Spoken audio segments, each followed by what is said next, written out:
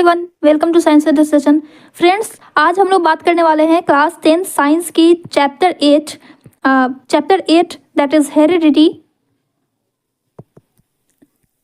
के NCERT exemplar questions को हम लोग यहाँ पे डिस्कस करने वाले हैं। इससे पहले हम लोगों ने वन शॉट में हेरिडिटी चैप्टर को कंप्लीट किया था। उसके बाद हम लोगों ने एनसीईआरटी एक्सरसाइज क्वेश्चंस को डिस्कस किए थे। आज हम लोग एग्जाम्पलर के क्वेश्चंस को यहाँ पे डिस्कस करेंगे। जैसा कि आपको पता होना चाहिए कि ये चैप्टर पहले हेरिडिटी एंड इवोल्यूशन हुआ करता था, है ना। तो यहाँ पे जो हम क्वेश्चन डिस्कस करेंगे उसमें इवोल्यूशन के क्वेश्चंस भी होंगे, तो उसको हम लोग स्किप करते हुए चलेंगे, ठीक है, क्योंकि ये अपडेटेड क्वेश्चंस नहीं है, पहले वाले क्वेश्चंस को ही अपलोड किया गया है। तो इवोल्यूशन के भी कुछ क्वेश्चंस हमको यहाँ पे मिलने वाले हैं, तो उसको हम लोग स्किप करते हुए चलेंगे। और इसके साथ ही मैं बता दूं कि अगर आपको माइंड मैप चाहिए हर एक चैप्टर का, तो कुछ चैप्टर्स के माइंड मैप मैंने, जैसा कि आपको पता होगा कि शॉर्ट्स में डाले हुए हैं, उस माइंड मैप का पीडीएफ भी मैंने अपलोड कर दिया है। आप उसके लिए मेरा टेलीग्राम चैनल ज्वाइन कर सकते हैं, जो कि साइंस एडु स्टेशन के नाम से ही है। आप वहाँ पे ज्वाइन कर सकते हैं। वहाँ पे आपको सारे माइंड मैप के पीडीएफ मिल जाएंगे, और जितने भी अपकमिंग वीडियोस है उसकी भी लिंक मैं यहाँ पे प्रोवाइड कर देती हूँ, तो आप वहाँ पे ज्वाइन कर सकते हैं, ताकि आपको कोई भी न्यू नोटिफिकेशन आपको आसानी से मिल सके, ठीक है। तो चलिए आज का ये सेशन हम लोग स्टार्ट करते हैं। यहाँ पे हम लोग सारे क्वेश्चन को डिस्कस करेंगे। Okay, so let's start. तो फर्स्ट क्वेश्चन यहाँ पे है, exchange of genetic material takes place in. Genetic material का एक्सचेंज किस में होता है?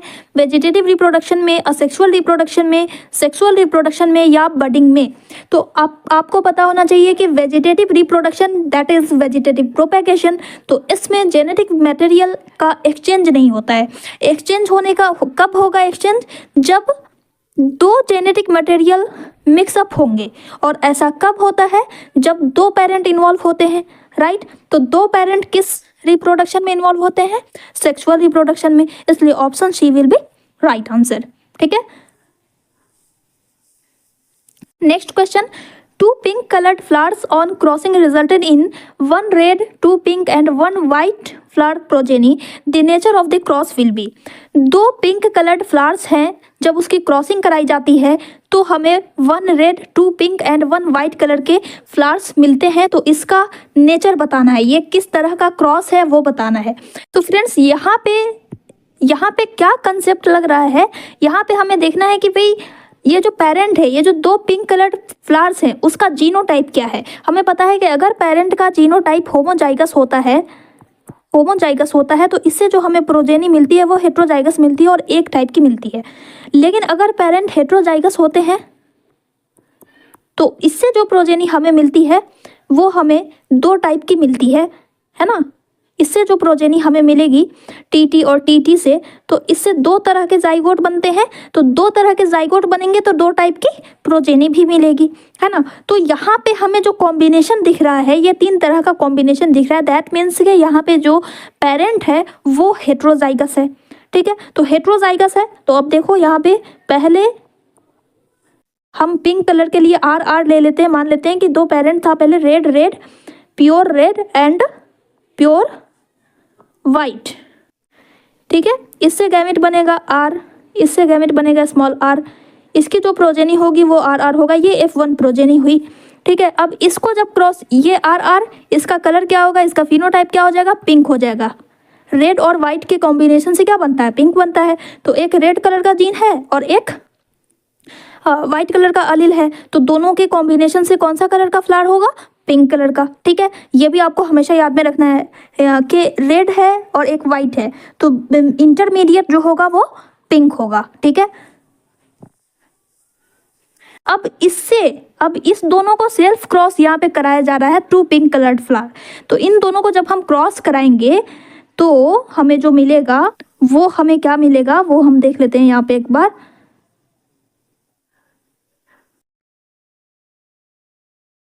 तो अब हम इससे जब क्रॉस कराएंगे इस दोनों आर को,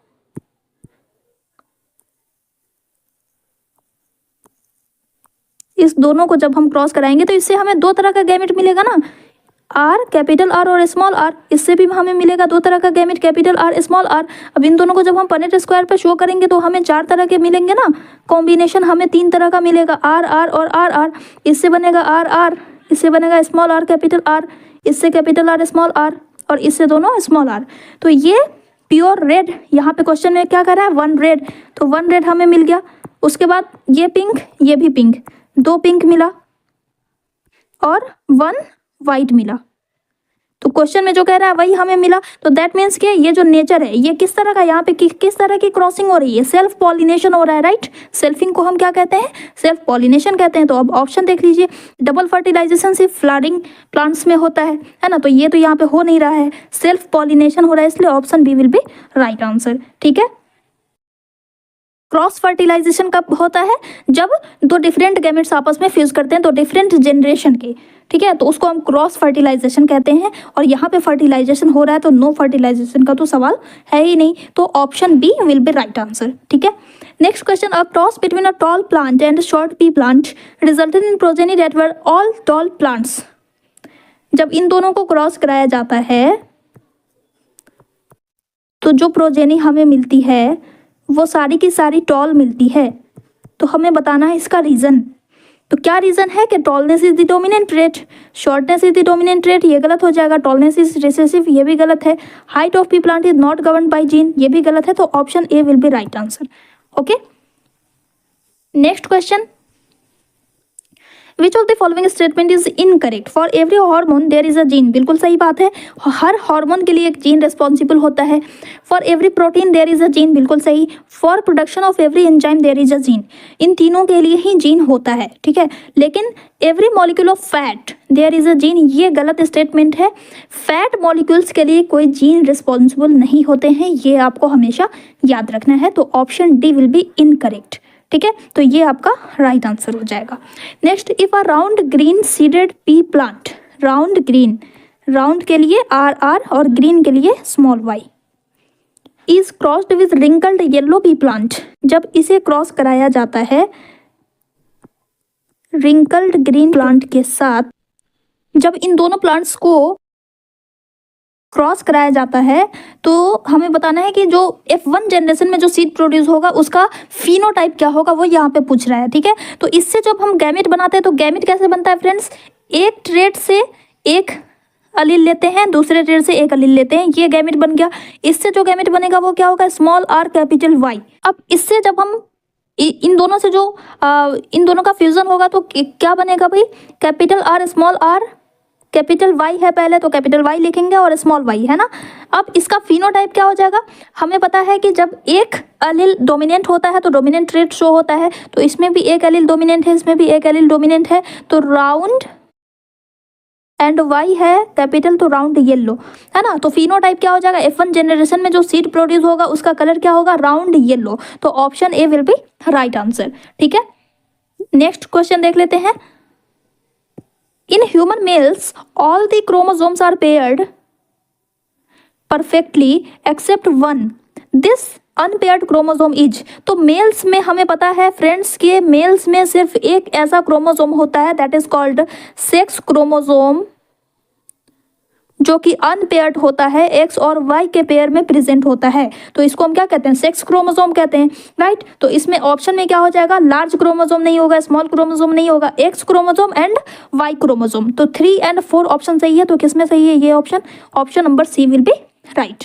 next question, the maleness of a child is determined by, maleness, बच्चा जो है वो मेल है, ये कैसे डिसाइड होता है, अगर उसके पास वाई क्रोमोसोम है, एक्स वाई का पेयर मौजूद है, अगर जाइगोट में एक्स और वाई जीन प्रेजेंट है ना, यानी कि वाई क्रोमोसोम अगर जाइगोट में प्रेजेंट है, ठीक है, तो the X chromosome in the zygote, तो ये तो लड़की हो जाती है ना। वाई क्रोमोसोम प्रेजेंट रहेगा जाइगोट में तभी वो लड़का होगा, तो option B will be right answer. ठीक है, चलो नेक्स्ट क्वेश्चन देख लेते हैं। देख रहे हो आप कितना इजी क्वेश्चन है। अगर आपको ये चैप्टर अगर अच्छे से समझ में आ गया तो फिर क्वेश्चन इसका ज़्यादा टफ नहीं होता है। ठीक है, आपको हमेशा ध्यान में रखना है कि मोनो हाइब्रिड क्रॉस जो हमने देखा है उसका रेशियो आपको याद होना चाहिए, डाई हाइब्रिड क्रॉस जो हमने देखा उसका रेशियो आपको याद होना चाहिए बस। ठीक है, और उसका मैं एक ट्रिक भी आज बता दूंगी, डाई हाइब्रिड क्रॉस के रेशियो को आप कैसे ध्यान में रख सकते हो। जब आप क्रॉसिंग कराने के लिए अगर आपको आ जाता है तो उसमें आप सही कैसे क्रॉसिंग करा लेते हो वो भी मैं आज बताऊंगी। ठीक है, ओके, सो 8th नंबर क्वेश्चन कह रहा है अ zygote which has an x chromosome inherited from the father will develop into a. तो अगर फादर से एक्स क्रोमोसोम इनहेरिट होता है तो वो जो चाइल्ड डेवलप होगा वो क्या होगा। तो फ्रेंड्स हमें पता है कि मेल में दो टाइप के गैमेट प्रेजेंट होते हैं, एक्स एंड वाई, लेकिन फीमेल में दोनों ही एक्स गैमेट प्रेजेंट होता है। तो अगर इससे फ्यूज होता है तो लड़की होगी, अगर दूसरे वाले एक्स से होता है तो भी लड़की होगी। लेकिन मेल में वाई गैमेट से अगर फ्यूज होता है, या तो ये फ्यूज हो या तो ये फ्यूज हो, दोनों ही कंडीशन में क्या होगा, वाई। तो यहाँ पे मेल पेरेंट से क्या इनहेरिट होगा, तो लड़का होगा, वाई क्रोमोसोम।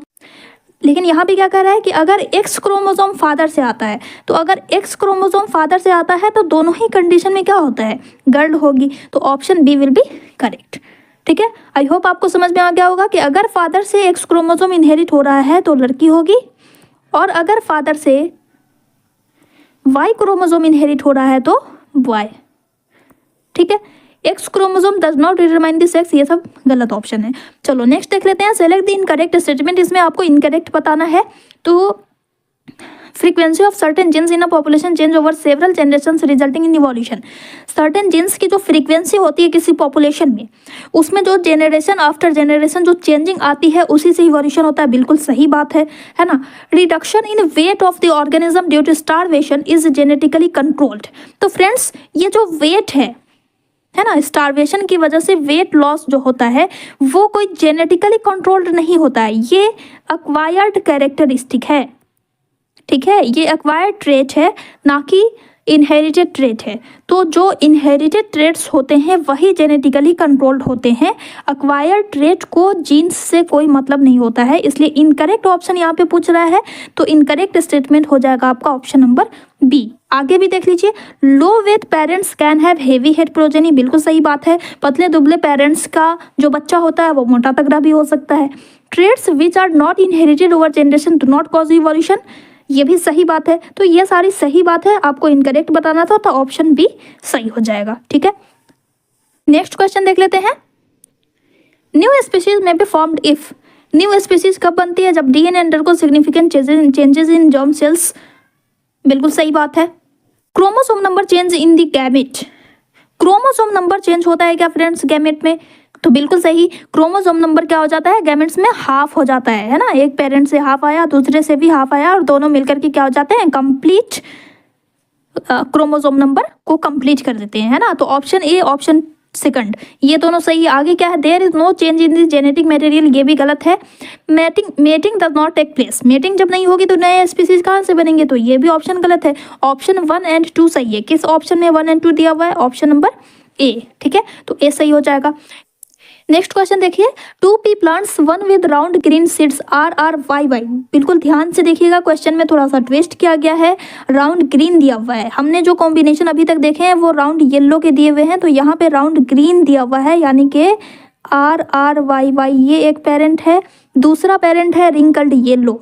ठीक है, दोनों को पलट दिया गया है, तो बिल्कुल ध्यान से आपको क्वेश्चन आंसर करने हैं। ठीक है, अब इससे जो प्रोजेनी होती है, इससे जो गैमेट हमें बनेगा वो बनेगा आर वाई, और इससे जो बनेगा वो बनेगा ये। इन दोनों से जो प्रोजेनी हुई वो हो गई राउंड येलो। ठीक है, अब इसकी जब सेल्फिंग कराई जाती है तो F2 प्रोजेनी जो होते हैं उसमें जो नए कॉम्बिनेशंस है वो नए कॉम्बिनेशंस कौन है वो आपको यहाँ पे बताने हैं। तो इससे जो हमें गैमेट बनता है वो 4 तरह का गैमेट बनता है friends, R Y, R small Y, small R capital Y, small R small Y. ठीक है, गैमेट तो बिल्कुल सेम है, लेकिन जो कॉम्बिनेशन होगा उसमें आप ये पाओगे कि यहाँ पे राउंड ग्रीन पेरेंट है और रिंकल्ड येलो ये दोनों पेरेंट हैं। तो हमें 4 तरह का जो कॉम्बिनेशन देखने को मिलेगा वो मिलेगा round yellow, round green, wrinkled yellow, wrinkled green. ठीक है, अब इस चारों कॉम्बिनेशंस में से आपको क्या करना है, नए कॉम्बिनेशन हम कैसे फाइंड करेंगे, तो बस सिंपल कुछ नहीं करना है, आपको F1 प्रोजेनी के जो 2 पेरेंट्स हैं उसको हटा देने हैं। राउंड ग्रीन ये F1 प्रोजेनी में है, रिंकल्ड येलो इस दोनों को हटा दो, नया कॉम्बिनेशन कौन बन गया, round yellow and wrinkled green. बस आपको आंसर पिक कर देना है इसमें, है ना, round yellow option number A, and wrinkled green है ऑप्शन नंबर 4 में। तो 1 और 4 ऑप्शन जो है वो आपका सही हो जाएगा। ठीक है, चलो नेक्स्ट क्वेश्चन देख लेते हैं। A basket of vegetables contains carrot, potato, radish and tomato, which of them represent the correct homologous structure. ये क्वेश्चन आपको इवोल्यूशन से दिया हुआ है, ये भी आपका इवोल्यूशन से, ये पूरा क्वेश्चन आपका इवोल्यूशन से है, तो इसको हम स्किप करेंगे। चलिए आगे देखते हैं। Which of the following statement is not true with respect to variation, variation के रिस्पेक्ट में बताना है कि कौन सा इनकरेक्ट है, नॉट ट्रू है। All variations in a species have equal chance of survival, क्या ऐसा होता है क्या? बिल्कुल नहीं होता है। किसी एक को बेनिफिट मिलता है तो किसी एक को हार्म पहुंचता है ना, तो ये ऑप्शन तो सही नहीं है। ठीक है, चलो आगे देख लेते हैं और भी कोई ऑप्शन इनकरेक्ट है क्या इससे ज्यादा। Change in genetic composition result in variation, ये सही है। Selection of variants by environmental factors form the basis of evolutionary process, बिल्कुल सही है। Variation is minimum in asexual reproduction, ये भी सही है। सेक्सुअल रिप्रोडक्शन में वेरिएशन ज्यादा होता है और सेक्सुअल में कम होता है, तो ये तीनों तो बिल्कुल सही है। Option A will be incorrect. ठीक है, क्वेश्चंस के ऑप्शंस में आपको फेरबदल करके क्वेश्चन को मैनिपुलेट किया जा सकता है, तो आप इसकी अच्छे से प्रैक्टिस कीजिएगा। हो सकता है कि यहाँ पे अनइक्वल चांस ऑफ सर्वाइवल दे दे और यहाँ पे मैक्सिमम लिख दे, तो फिर आपका ऑप्शन डी सही हो जाएगा। तो बिल्कुल ध्यान से आपको पढ़ना है। ठीक है, चलो नेक्स्ट क्वेश्चन देख लेते हैं। A trait in an organism is influenced by paternal DNA only, maternal DNA only, both maternal and paternal DNA, neither by paternal nor by maternal DNA. तो ट्रेट जो है वो किससे इन्फ्लुएंस्ड होता है? दोनों से ही। 50% मैटरनल डीएनए होता है प्रेजेंट किसी भी ऑर्गेनिज्म में और 50% जो है वो पैटर्नल डीएनए होता है, तो दोनों ही डीएनए उसको इन्फ्लुएंस करते हैं ट्रेट को। ठीक है, तो ऑप्शन सी सही हो जाएगा। चलो नेक्स्ट क्वेश्चन देख लेते हैं। Select the group which shares maximum number of common characters. इसमें आपको वो ग्रुप सिलेक्ट करना है जो कि मैक्सिमम नंबर शेयर करते हैं कॉमन कैरेक्टर्स का। दो इंडिविजुअल, एक ही स्पीसीज के दो इंडिविजुअल होंगे, उसमें ज़्यादा सिमिलरिटीज़ होगी, या एक जीनस के दो स्पीसीज में, या एक फैमिली के दो जेनरा में, या दो फैमिली के दो जेनरा में, ये आपको नहीं पढ़ना है, तो इसको भी स्किप करेंगे। ये भी इवोल्यूशन का क्वेश्चन है। नेक्स्ट देखते हैं। From the list given below select the character which can be acquired but not inherited. इसमें आपको बताना है कि कौन सा कैरेक्टर अक्वायर्ड है, इनहेरिटेड नहीं है। तो आई कलर जो है वो पेरेंट्स से आता है, स्किन कलर जो है वो भी पेरेंट्स से आता है, बॉडी का जो साइज है ये इन्वायरमेंट पे डिपेंड करता है कि आपका इन्वायरमेंट कैसा है। ठीक है, क्योंकि ये आप अगर ज़्यादा खाते हो, ये आपके फूड इनटेक पे डिपेंड करता है। अगर आप ज़्यादा फूड लेते हो तो आपकी बॉडी ज़्यादा लार्ज हो सकती है। अगर आपकी स्कार्सिटी हो जाती है, स्टार्वेशन हो जाता है, स्टार्वेशन की कंडीशन में क्या हो जाता है, वेट लॉस की कंडीशन हो सकती है। तो साइज ऑफ बॉडी जो है वो अक्वायर्ड ट्रेट होता है, ना कि इनहेरिटेड ट्रेट होता है। हेयर का जो नेचर होता है वो भी एक जेनेटिकली इनहेरिटेड कैरेक्टर होता है। तो ऑप्शन सी यहाँ पे सही हो जाएगा। ठीक है, चलिए नेक्स्ट देख लेते हैं। The two versions of a trait which are brought in by the male and female gametes, यानी कि यहाँ पे टू वर्जन्स पूछा जा रहा है। दैट मीन्स क्या, यहाँ पे एलिल्स की बात हो रही है। ठीक है, तो एलिल्स कहाँ पे सिचुएटेड होते हैं फ्रेंड्स? तो क्रोमोसोम पे सिचुएटेड होते हैं, right. Are situated on copies of the same chromosome, बिल्कुल सही। एक क्रोमोसोम की जो कॉपीज होती है, दो कॉपीज, उसी क्रोमोसोम की कॉपीज पे ये एलिल्स प्रेजेंट होते हैं। तो option A will be right answer. ठीक है, चलो नेक्स्ट देख लेते हैं। Select the statement that does not that describe the characteristic of genes। इसमें बताना है कि जीन्स को कौन सा स्टेटमेंट सही डिस्क्राइब कर रहा है। Genes are specific sequence of bases in a DNA molecule, बिल्कुल सही। A gene does not code for protein, ये गलत है। जीन्स ही तो है जो कि प्रोटीन्स के लिए कोडिंग करता है। In individual of a given species a specific gene is located on a particular chromosome, ये भी सही है स्टेटमेंट है। Each chromosome has only one gene, ऐसी कोई बात नहीं है।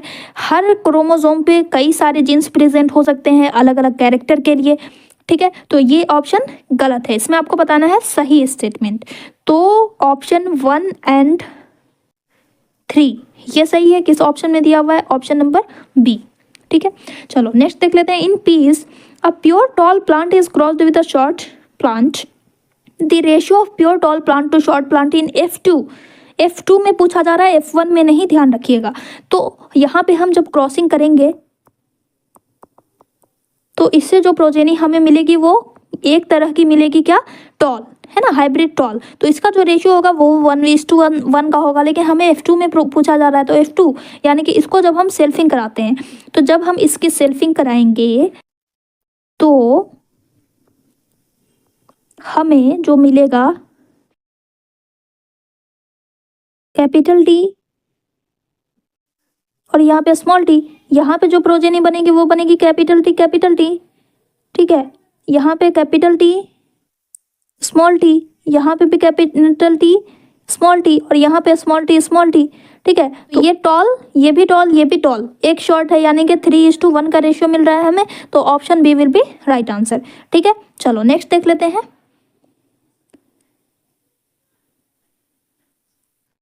The number of pairs of sex chromosome in the zygote of human में जो सेक्स क्रोमोसोम के पेयर होते हैं वो कितने होते हैं भाई? 1 पेयर प्रेजेंट होता है ना, हमेशा ध्यान में रखना है यहाँ पे कि यहाँ पे पूछा जा रहा है पेयर, सेक्स क्रोमोसोम्स का कितना पेयर प्रेजेंट होता है, तो पेयर एक होता है, लेकिन सेक्स क्रोमोसोम होते कितने हैं? तो 2, क्रोमोसोम कितना होता है? 2, ठीक है। नंबर अगर आपको पूछेगा तो ये 2 होगा, पेयर पूछ रहा है तो 1 होगा, ठीक है। तो ऑप्शन ए सही हो जाएगा। और ये इवोल्यूशन का क्वेश्चन है, ये भी इवोल्यूशन का क्वेश्चन है। चलिए आगे देखते हैं। अब यहाँ से short answer type question start होता है। देखिए ये क्वेश्चन कितना इंपॉर्टेंट है, फिर से यहाँ पे पूछा गया है, तो ये इसको आप बिल्कुल स्टार मार्क करके अच्छे से इसकी प्रिपरेशन कर लीजिएगा, ये बिल्कुल आना ही आना है। How is the sex of new born determined in human beings? कैसे डिटरमाइन किया जाता है? तो हमें पता है कि भाई मेल्स में जो गैमेट्स प्रेजेंट होते हैं ये 2 टाइप के होते हैं। तो बेसिकली मेल्स से इनहेरिट हुआ क्रोमोसोम ही ये डिसाइड करता है कि होने वाला बेबी बॉय होगा या गर्ल होगा। अगर इससे एक्स क्रोमोसोम इनहेरिट होता है तो लड़की होती है, अगर इससे वाई क्रोमोसोम इनहेरिट हो रहा है तो बॉय होगा, है ना। तो इस तरह से मेल पेरेंट से आने वाला स्पर्म ही ये डिसाइड करता है कि होने वाला बेबी क्या होगा। अगर स्पर्म एक्स कैरिंग है तो गर्ल होगी, और अगर वाई कैरिंग है, वाई कैरिंग स्पर्म अगर फ्यूज करता है इस एग से तो क्या होता है? बॉय होता है, ठीक है। तो इसी बात को आपको यहाँ पे बना करके लिख देना है। The sex of the individual is genetically determined, that is genes inherited from parents decide whether the newborn will be a boy or girl. Parents से जो जीन इनहेरिट होता है वही डिसाइड करता है कि लड़की होगी या लड़का होगा। फीमेल पेरेंट में एक्स दोनों परफेक्ट पेयर प्रेजेंट होते हैं, लेकिन मेल पेरेंट में एक पेयर मिसमैच पेयर होता है, एक्स और वाई, ठीक है। सो हर चिल्ड्रेन में मदर से तो हमेशा एक्स क्रोमोसोम ही इनहेरिट होता है, लेकिन फादर से एक्स होगा या फिर वाई होगा। अगर एक्स क्रोमोसोम इनहेरिट होता है फादर से तो गर्ल होगी, अगर वाई क्रोमोसोम इनहेरिट होता है तो लड़का होगा। इस तरह से जो है सेक्स डिटरमाइंड होता है ह्यूमन बींग्स में। और अगर ये आपको शॉर्ट आंसर टाइप क्वेश्चन में पूछ रहा है फ्रेंड्स, तो आप बस इतना लिख दीजिएगा, काम चल जाएगा। लेकिन अगर ये लॉन्ग आंसर टाइप में क्वेश्चन पूछ रहा है तो फिर आपको ये भी बनाना ज़रूरी है, ठीक है। चलिए नेक्स्ट क्वेश्चन देख लेते हैं। Do genetic combination of mothers play a significant role in determining the sex of a newborn? Mothers, तो क्या मदर का जो जेनेटिक कॉम्बिनेशन होता है वो सिग्निफिकेंट रोल प्ले करता है सेक्स डिटरमाइन करने में? तो बिल्कुल नहीं। इसका आंसर क्या हो जाएगा? नहीं, क्योंकि मदर्स से के पास तो बिल्कुल सेम क्रोमोसोम होता है ना। मदर्स के पास जो होता है वो तो परफेक्ट पेयर होता है, एक्स। तो क्या फ़र्क पड़ता है कि ये वाले एक्स से फ्यूज़ हुआ है स्पर्म या ये वाले एक्स से फ्यूज़ हुआ है? फादर से जो आता है वो डिटरमाइन करता है कि लड़की होगी या लड़का होगा, ठीक है। तो इसका आंसर बेसिकली नो हो जाएगा, और इसको आप एक्सप्लेन भी करेंगे क्योंकि शॉर्ट आंसर टाइप क्वेश्चन है, ठीक है। सो आंसर आपका ये रहा, no, because mothers have a pair of X chromosome. All children will inherit an X chromosome from their mother regardless of whether they are boys or girls, ठीक है। चलो ये इवोल्यूशन का क्वेश्चन है। Next question, why do all the gametes formed in human females have an x chromosome? अब यहाँ पे पूछ रहा है ये क्वेश्चन, सब जो भी सेक्स डिटर्मिनेशन का क्वेश्चन है ना फ्रेंड्स, वो काफ़ी इंपॉर्टेंट है, आप उसको बहुत अच्छे से देखिएगा, ठीक है। यहाँ पे पूछा जा रहा है कि ह्यूमन फीमेल्स में जो गैमेट्स बनते हैं वो एक्स ही क्यों होता है? क्यों होता है भाई? क्योंकि फीमेल्स में जो क्रोमोसोम प्रेजेंट होता है वो दोनों ही एक्स होता है, तो दोनों जो गैमेट बनेंगे वो एक्स ही होते हैं। एक कॉपी भी एक्स, दूसरी वाली कॉपी जो होती है वो भी एक्स ही होती है, इसलिए हमेशा एक्स क्रोमोसोम ही प्रेजेंट होता है गैमेट में। ठीक है, so answer will be human females have 2x chromosome called sex chromosome. During meiosis at the time of gamete formation, 1x chromosome enters each gamete. तो दोनों ही गैमेट को क्या मिल जाता है, x क्रोमोसोम मिलता है, इसीलिए सारे गैमेट्स में x क्रोमोसोम ही प्रेजेंट होते हैं। ठीक है, नेक्स्ट क्वेश्चन देखते हैं। In human beings the statistical probability of getting either a male or female child is 50:50. Give a suitable explanation. कि ह्यूमन बींग्स में जो प्रोबेबिलिटी होती है मेल और फीमेल चाइल्ड होने की, मेल और फीमेल चाइल्ड होने की जो प्रोबेबिलिटी होती है वो 50:50 की होती है। क्यों, ऐसा क्यों है, इसका आपको एक्सप्लेन करना है, इसका आपको रीज़न बताना है। तो क्यों होता है, क्योंकि मेल पेरेंट में जो चांसेस होते हैं, मेल पेरेंट में जो स्पर्म होता है उसमें दो तरह के क्रोमोसोम प्रेजेंट होते हैं, एक एक्स के साथ होता है और एक वाई होता है। एक में वाई क्रोमोसोम प्रेजेंट होता है, एक्स में एक्स क्रोमोसोम होता है, और दोनों ही की पॉसिबिलिटी 50-50 की होती है, दोनों ही की पॉसिबिलिटी 50-50 की होती है। यही वजह है कि मेल और फीमेल होने के चांसेस भी 50-50 के ही होते हैं। ठीक है, इसको आप इस तरह से भी शो करके बता सकते हैं कि फीमेल में जो दोनों गैमेट है वो एक्स एक्स है, लेकिन मेल में जो दो गैमेट होते हैं वो एक्स और वाई होते हैं। तो हमें यहाँ पे जो अगर एक्स से फ्यूज़ होता है तो एक्स एक्स मिलेगा, वाई से फ्यूज़ होता है तो हमें दोनों ही कंडीशन में एक्स वाई, यानी कि ये भी 50% ये भी 50%, इसीलिए जो ये प्रोबेबिलिटी है वो 50-50 की होती है। Okay, so answer the sex of an infant is determined by the type of sex chromosome contributed bye male gamete. Male gamete से जो सेक्स क्रोमोसोम आता है वो डिटरमाइन करता है सेक्स को, है ना। अगर मेल में दो तरह के गैमेट्स बनते हैं, एक्स एंड वाई, और दोनों ही का रेशियो जो होता है वो 50-50 होता है, इसीलिए जो स्टैटिस्टिकल प्रोबेबिलिटी है वो भी 50-50 की ही होती है। आई होप आपको समझ में आ रहा होगा। ठीक है, चलो आगे देख लेते हैं। Give the pair of contrasting traits of the following characters in pea plant. देखिए वो जो 7 कॉन्ट्रास्टिंग ट्रेड्स आपने देखे थे उससे भी इस तरह का क्वेश्चन आपको आ सकता है, तो आपको ध्यान में रखना है कि कौन डोमिनेंट है और कौन रिसेसिव है। येलो सीड और इसका एक कॉन्ट्रास्टिंग ट्रेड क्या हो जाएगा friends, yellow seed green seed, जिसमें से येलो जो है वो डोमिनेंट है और ये रिसेसिव है। राउंड सीड के साथ रिंकल्ड होता है, रिंकल्ड सीड, ये रिसेसिव है और ये डोमिनेंट है।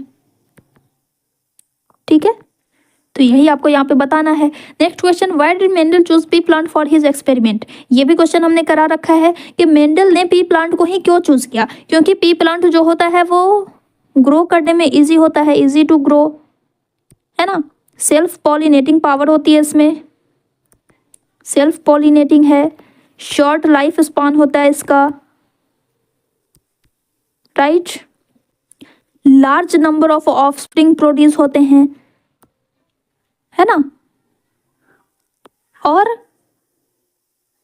इसमें 7 कॉन्ट्रास्टिंग ट्रेड्स हमें इजीली मिल जाते हैं, उनको मेंडल को 7 कॉन्ट्रास्टिंग ट्रेड्स जो हैं वो इजीली इसमें आप मिल गए, इसीलिए उन्होंने इन सारे रीजंस की वजह से उन्होंने पी प्लांट को ही चूज़ किया। और सबसे मोस्ट इंपॉर्टेंट बात कि इसका लाइफ स्पेन बहुत ही शॉर्ट होता है। ठीक है, सो आंसर आप देख सकते हो यहाँ पे, येलो सीड डोमिनेंट होता है, ग्रीन सीड रिसेसिव होता है, राउंड डोमिनेंट है, रिंकल रिसेसिव है। Mendel chose pea plant for his experiment due to following reason, pea plants were easy to grow, has short life span, has easily distinguishable character जिसको हम लोग contrasting character कहते हैं, they produced large number of offspring and they were self pollinating। ठीक है, next question, a woman has only daughters, analyze the situation genetically and provide a suitable explanation। एक woman के पास सिर्फ daughter है तो इसके पीछे क्या रीज़न हो सकता है। तो हमें पता है कि जब सेक्सुअल रिप्रोडक्शन होता है तो उसमें मेल एंड फीमेल दोनों के बीच में मेटिंग होती है। मेल से 2 गैमेट बनते हैं 2 टाइप के, फीमेल से 2 तरह के गैमेट बनते हैं सेम टाइप के। अगर एक्स कैरिंग स्पर्म, है ना, अगर एक्स कैरिंग स्पर्म फ्यूज करता है इस एग के साथ, तो जो चाइल्ड होगा, जो जाइगोट बनेगा उसमें एक्स क्रोमोसोम होते हैं, यानी कि गर्ल होगी। लेकिन अगर इस स्पर्म में वाई क्रोमोसोम प्रेजेंट है तो ये जो एक्स से फ्यूज करता है तो हमें क्या मिलती है, हमें क्या जाइगोट बनता है, हमें क्या मिलता है, बॉय बेबी। ठीक है, तो लड़की होने का क्या मतलब है कि हर फ्यूजन में ये कंडीशन रही है, हर फर्टिलाइजेशन के टाइम पे X carrying chromosome, X carrying sperm ही एग से फ्यूज हुआ है, इसीलिए एक वुमेन के पास सिर्फ डॉटर है। ठीक है, तो इसी बात को आपको लिख देना है। The sex of a child depends on the type of male gamete, that is sperm, as the male produces sperm with either X or Y chromosome. But women हमेशा X क्रोमोसोम के साथ ही ओवा प्रोड्यूस करती है। अगर X carrying chromosome, X carrying sperm अगर fuse करता है तो ही लड़की होती है। दैट मीन्स कि यहाँ पे जो कह रहा है कि वुमेन के पास सिर्फ लड़की है, this means that in every fusion या in every fertilisation the sperm carrying X chromosome fertilises the ovum. हर फर्टिलाइजेशन में एक्स कैरिंग क्रोमोसोम ही फ्यूज हुआ है, एक्स कैरिंग स्पर्म ही फ्यूज हुआ है ओवम के साथ। ठीक है, चलो नेक्स्ट क्वेश्चन देख लेते हैं। यहाँ से लॉन्ग आंसर टाइप क्वेश्चन होता है स्टार्ट, जिसमें से ये 3 क्वेश्चंस जो हैं वो इवोल्यूशन पोर्शन के हैं, तो इसको हम लोग स्किप करेंगे। आगे देखते हैं, differentiate between inherited and acquired characters, ये भी हमने करा रखा है, ये भी इंपॉर्टेंट क्वेश्चन है, तो इसको भी आप देख लीजिएगा। यहाँ पे मैं फिर से डिस्कस नहीं करने वाली हूँ क्योंकि हम ये ऑलरेडी देख चुके हैं। नेक्स्ट क्वेश्चन देख लेते हैं, give reasons why acquired characters are not inherited. इसका क्या रीजन हो सकता है फ्रेंड्स, अक्वायर्ड कैरेक्टर्स का क्या रीजन हो सकता है। अक्वायर्ड कैरेक्टर्स का रीजन ये होता है कि इसमें कोई भी जीन्स इन्वॉल्व नहीं होते हैं, राइट, इसमें कोई भी जीन्स इन्वॉल्व नहीं होता है, इसलिए ये इनहेरिट नहीं हो सकते। क्योंकि जीन्स रहेगा तभी तो वो पास ऑन होगा एक जनरेशन से दूसरे जनरेशन में। इसमें कोई जीन्स ही इन्वॉल्व नहीं हो तो फिर पास ऑन क्या होगा, है ना। इसके एक एग्जांपल से भी आप इसको एक्सप्लेन कर सकते हो, जैसे कि माइस को आपने देखा होगा कि उसकी अगर हम टेल को कट कर देते हैं, अगर इसकी टेल को अगर हम लोग कट कर देते हैं तो इस कटी हुई टेल वाले माइस को जब फ्यूज कराया जाता है तो जो प्रोजेनी होती है उसमें हम देखते हैं कि जो माइस प्रोड्यूस होता है वो टेल के साथ होता है। इससे क्या पता चल रहा है कि ये जो टेल है वो अक्वायर्ड कैरेक्टर नहीं है, ये जो टेल है ये इनहेरिटेड कैरेक्टर है। जब हमने इसे काट दिया तो वो अक्वायर्ड कैरेक्टर हो गया, और उस अक्वायर्ड कैरेक्टर को इनहेरिट नहीं किया जा सकता। इस एग्जाम्पल से ये प्रूफ हो रहा है। अगर ये इनहेरिट होता, अक्वायर्ड कैरेक्टर अगर इनहेरिट होता तो जो प्रोजेनी होती उसकी भी पूंछ कटी हुई होती, लेकिन ऐसा नहीं हुआ क्योंकि ये इनहेरिटेड ट्रेट है, अक्वायर्ड ट्रेट नहीं है। ठीक है, चलो नेक्स्ट क्वेश्चन जो है वो इवोल्यूशन का है, तो उसको हमने स्किप किया है यहाँ पे। ठीक है, ये रहा आपका answer, you can go through it. चलो नेक्स्ट देख लेते हैं, इवोल्यूशन हैज़, ये भी इवोल्यूशन का क्वेश्चन है। Next, in the following crosses right the characteristics of the progeny. अब इसमें आपको कैरेक्टरिस्टिक बताना है, F1 प्रोजेनी का ही बताना है क्योंकि यहाँ पे मेंशन नहीं है F2 प्रोजेनी, तो आपको सिर्फ F1 प्रोजेनी का यहाँ पे बताना है। सबसे पहले हम इससे गैमेट बनाएंगे, RRYY है, एक इससे ले लो R, एक इससे ले लो Y। ठीक है, इससे भी बनेगा RY। अब इस दोनों को क्या करना है, इसको इसके साथ लिख देना है, इसको इसके साथ लिख देना है, क्या हो जाएगा RRYY। ठीक है, फिनोटाइप हम मेंशन करेंगे, R के लिए राउंड है, Y के लिए येलो है, तो राउंड येलो हो जाएगा, राउंड येलो। नेक्स्ट RRYY, अब यहाँ पे हेट्रोजाइगस पेरेंट है, तो यहाँ पे हमें जो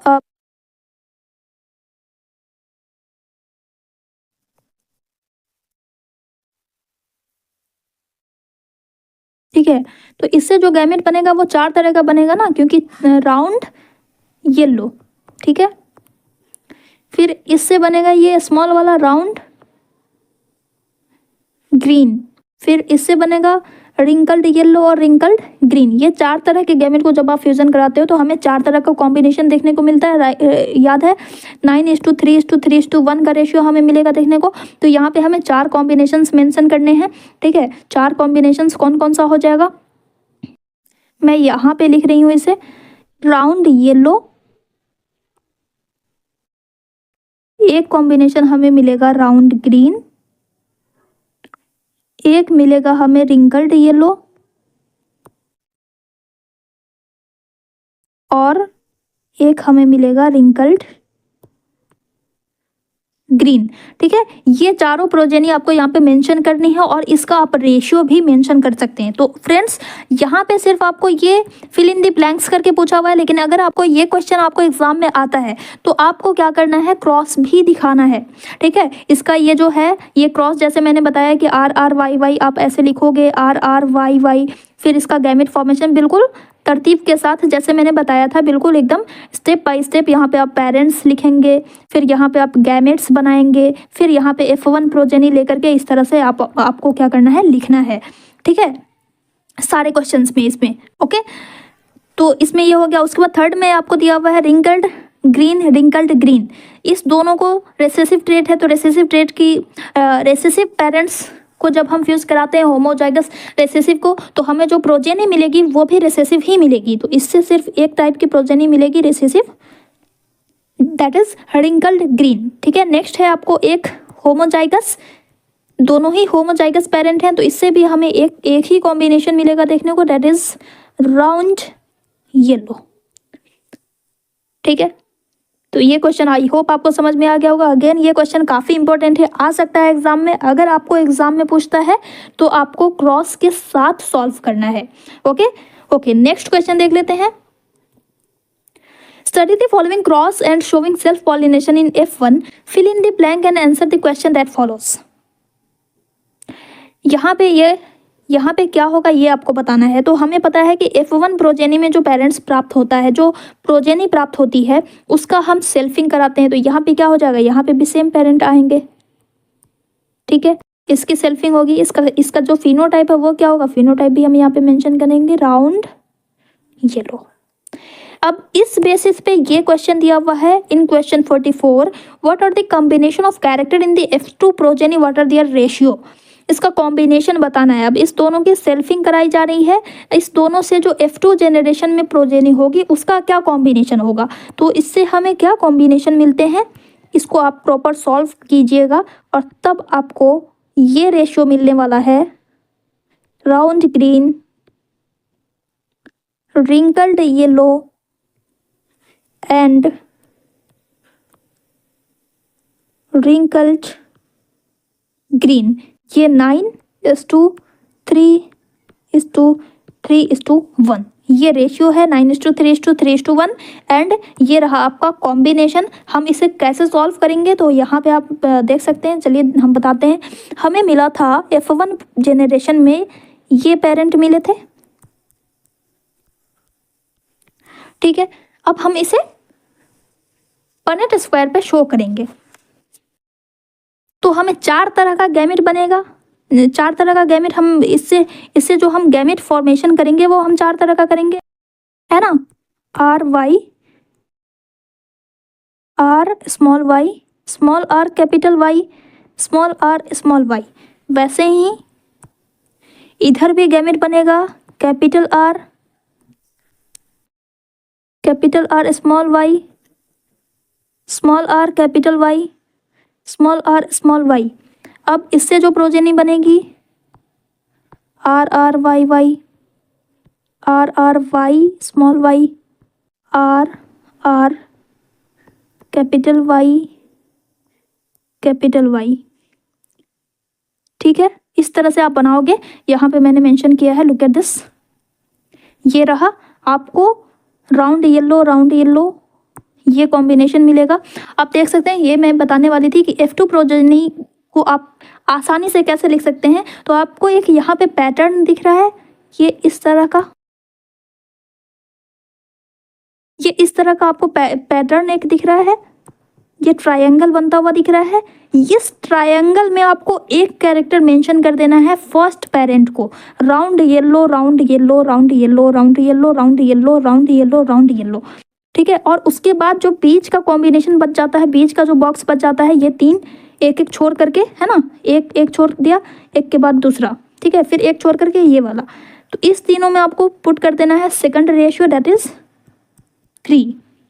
उसके बाद इस तरह से इस तरह से आपको एक कॉम्बिनेशन भर देना है रिंकल्ड येलो, और उसके बाद लास्ट में जो बच जाता है 1 वो हो जाएगा यहाँ पे रिंकल्ड ग्रीन। तो इस तरह से आप डाई हाइब्रिड क्रॉस को इजीली बना सकते हैं। ठीक है, आपको क्या करना है, सॉल्व तो करना है, इसके साथ इसको क्रॉस मल्टीप्लाई करते हुए तो लिखना है, लेकिन आप लास्ट में चेक कर लीजिएगा कि हमें इस पैटर्न में आंसर मिल रहा है कि नहीं मिल रहा है। ओके, चलो तो ये रहा आपका आंसर। चलो नेक्स्ट क्वेश्चन देख लेते हैं। Give the basic features of the mechanism of inheritance. Inheritance के बेसिक फीचर्स को यहाँ पे बताना है। तो इनहेरिटेंस के लिए मेंडल ने 3 लॉज दिए थे। उन 3 लॉज में हमने क्या क्या बातें पढ़ी, उन सारे बातों को यहाँ पे आपको मेंशन कर देना है। सबसे पहले हमने देखा था कि जो कैरेक्टर्स होता है उसको कौन कंट्रोल करता है, जीन्स। ये जो जीन्स होते हैं वो कहाँ प्रेजेंट होते हैं, क्रोमोसोम्स पे, राइट। ये जो जीन्स होते हैं वो अलील्स के फॉर्म में प्रेजेंट होता है। ये फर्स्ट, ये सेकंड, ये थर्ड बात। फोर्थ बेसिक फीचर ये हो जाता है कि ये जो एलिल्स है ये 2 एलिल्स प्रेजेंट होता है हर इंडिविजुअल में। एक मेल पेरेंट से आता है और एक फीमेल पेरेंट से आता है, राइट। उसके बाद ये जो एलिल्स होते हैं ये 2 एलिल्स फ्यूज होकर के जाइगोट बनाते हैं, और जाइगोट ही क्या करता है, ट्रेड्स को कैरी करता है, और यही ट्रेड्स जो है वो ऑफस्प्रिंग में इनहेरिट होता है। ये सारे फीचर्स आपको यहाँ पे मेंशन कर देने हैं। Look at this. सबसे पहले आप इनहेरिटेंस को एक लाइन में डिफाइन कर देंगे। Inheritance is the transmission of characters from one generation to the next. अब फीचर बताना है। पहला feature, characters are controlled by genes. Genes क्या होते हैं, तो जीन्स क्रोमोसोम पे प्रेजेंट होता है। Each gene control 1 character. हर जीन एक कैरेक्टर के लिए रिस्पॉन्सिबल होता है। देयर में बी 2 और मोर फॉर्म्स ऑफ जीन, जिसको हम लोग अलील्स कहते हैं। 1 अलील उसमें से डोमिनेंट होता है, दूसरा रिसेसिव होता है।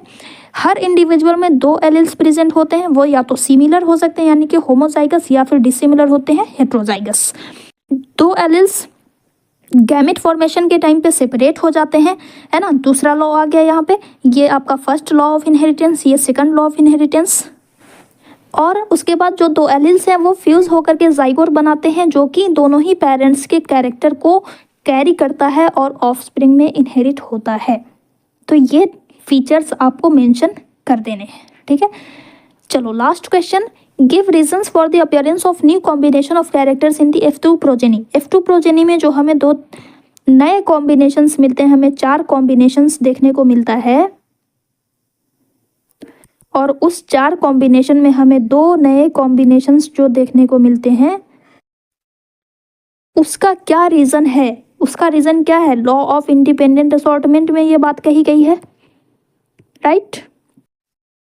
लॉ ऑफ इंडिपेंडेंट असॉर्टमेंट में ये बात मेंशन है कि जब F2 जनरेशन में जब 2 ट्रेड्स के साथ ऑर्गेनिज्म की क्रॉसिंग कराई जाती है तो उस टाइम पे जो गैमेट्स होते हैं, एलिल्स का जो पेयर होता है वो दूसरे एलिल्स के पेयर से बिल्कुल इंडिपेंडेंटली असॉर्ट होता है, इंडिपेंडेंटली सेपरेट होता है।